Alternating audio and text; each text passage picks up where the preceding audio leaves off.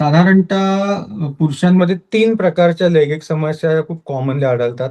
पहिली जी सर्वांनाच माहिती आहे, त्याला आम्ही इरेक्टाईल डिस्फंक्शन म्हणजेच ताठरपणातला अभाव किंवा ताठरपणा कमी होणं.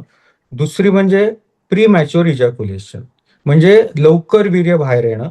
आणि तिसरी म्हणजे आम्ही ज्याला ऑर्गॅझमिक डिसऑर्डर म्हणतो, की एखाद्याची सेक्सची भावनाच कमी होणं. या 3 प्रामुख्याने पुरुषांमध्ये आणि स्त्रियांमध्ये ज्या आढळतात त्यामध्ये इंटरेस्ट कमी होणं आणि व्हजायनिझम म्हणजे जे मगाशी मी सांगितलं, की सेक्स करताना किंवा शारीरिक संबंध करताना होणारं पेन, हे कॉमनली आम्हाला दिसतं.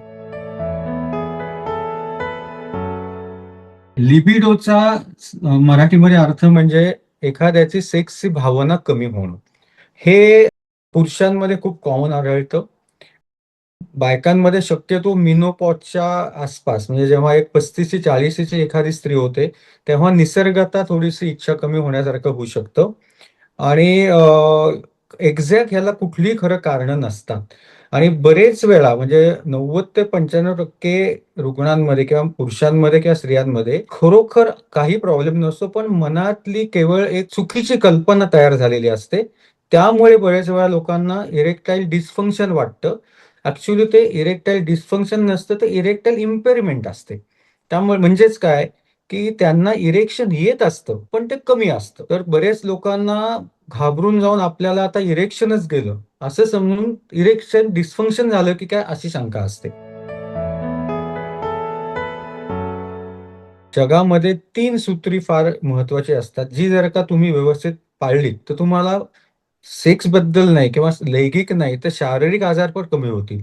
त्यासाठी सर्वांना उत्तम झोप, अतिशय योग्य समतोल आहार आणि व्यवस्थित व्यायाम. या 3 गोष्टी जर का तुम्ही चांगल्या बॅलन्सने केल्या आणि ओव्हरऑल स्टॅमिना, थोडंसं रनिंग अशा गोष्टी केल्या, तर तुम्हाला सेक्शुअलचा स्टॅमिना पण चांगला येईल आणि फिजिकल स्टॅमिना पण चांगला येईल. त्यामुळे डेफिनेटली तुम्हाला अतिशय उत्तम अशी झोप लागली पाहिजे. दिवसभर तुमचं स्ट्रेस फ्री जसा दिवस जाईल तसं बघा. खूप आय-टीवाल्या लोकांना इश्यू असतात. त्यांना आम्ही सांगतो, की शक्यतो तुम्ही शनिवार, रविवार आउटिंगला जा. एक दिवस तुम्ही ऑफिस पूर्ण बाजूला ठेवा. अतिशय चांगला शारीरिक संबंध नक्की होतो.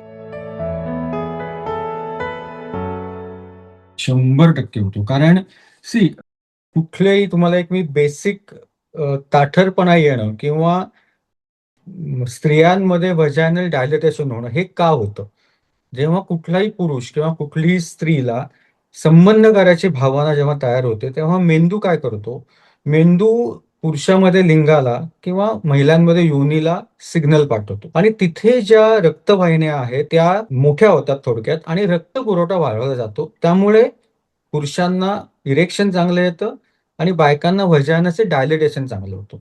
आता हे जे काही ॲडिक्टिव्ह पदार्थ असतात, की जसं स्मोकिंग, सिगारेट यामध्ये निकोटीन किंवा C2H5OH या दोन्ही गोष्टी काय करतात, की ह्या ज्या लैंगिक वाहिन्या असतात, लिंगाच्या जवळ किंवा योनीच्या जवळील, त्या रिलॅक्स किंवा मोठ्या करून ते देत नाहीत. त्यामुळे काय होतं, की जे याचं अतिसेवन झालं, तर हळू ब्लड फ्लो कमी होतो आणि इरेक्शन किंवा फिमेल्समध्ये डायलेटेशन होत नाही.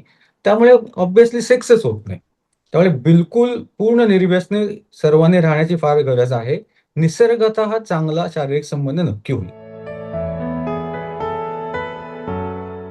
मी म्हटलं तसं, की बरेचसे पुरुषांमधील लैंगिक ताठरतेचे जे काही मनामध्ये शंका-कुशंका असतात, त्या चुकीच्या कल्पनांमुळे झालेल्या बऱ्याचशा वेळी असतात. त्यामुळे जर का तुम्हाला कुठल्याही मनात अशी शंका आली, तर कुठल्याही Googleवरून किंवा कुठल्याही मित्रांशी काही डिस्कस न करता, तुम्ही आमच्यासारख्या लैंगिक समस्या तज्ञांना ताबडतोब दाखवावं. आम्ही काय इमिडिएटली कुणालाही गोळ्या किंवा असं काही देत नाही. काय आहे, कसं आहे करून आम्ही तज्ञ सायंटिफिक सल्ला प्रथम देतो, तो त्यांनी जरूर घ्यावा. आणि खरोखर त्याच्यानंतरही असं वाटलं, की बाबा इरेक्शनचा केवळ ते मानसिक नाहीये, तर खरोखर काही इश्यू आहे. तर आम्ही तज्ञ लोकं त्यांना व्यवस्थित त्याच्यामध्ये गाईडन्स देऊ आणि जे आहे ते लवकरात लवकर बरं करण्याचा नक्कीच प्रयत्न करू. ॲक्चुअली खरं सांगायचं तर एखाद्या पुरुषाचं इरेक्शन किती आहे, काय आहे, याला खरं सांगायचं तर 100% अशी चाचणी नाही. त्यातल्या त्यात आम्ही पेनाइल डॉपलर करायला सांगतो. म्हणजे थोडक्यात काय की एक्स-रे किंवा सोनोग्राफीच्या मशीननी लिंगातील रक्तवाहिन्या ठीक आहेत ना आणि त्याचा रक्त फ्लो किंवा ब्लड फ्लो ठीक आहे ना, ही एकमेव तपासणी व्यवस्थित करायची गरज पडते. बाकी काही वेळा आम्ही सेरम टेस्टोस्टेरॉनची तपासणी सांगतो. पण ह्याचा डायरेक्ट सेक्सशी संबंध नसतो. सेरम टेस्टोस्टेरॉन हे पुरुषांमधलं एक मेल हॉर्मोन आहे, ज्याचं प्रमाण जर का कमी झालं, तर ओव्हरऑलच सेक्सची इच्छा कमी होणं वगैरे होतं. त्यामुळे ह्या एक 2-3 तपासण्या सोडल्या, तर खरं सांगायचं तर कुठल्याही तपासण्यांची गरज नसते. मी म्हणलं तसं, की कुठल्याही गैरसमजुती मनामध्ये ठेवू नयेत. कुठल्याही मित्रमंडळींचं Googleवरून काहीही कल्पना तयार करू नयेत. सेक्स ही निसर्गाने सर्वांना फुकट दिलेली देणगी आहे, जी सर्वांना इक्वल आहे.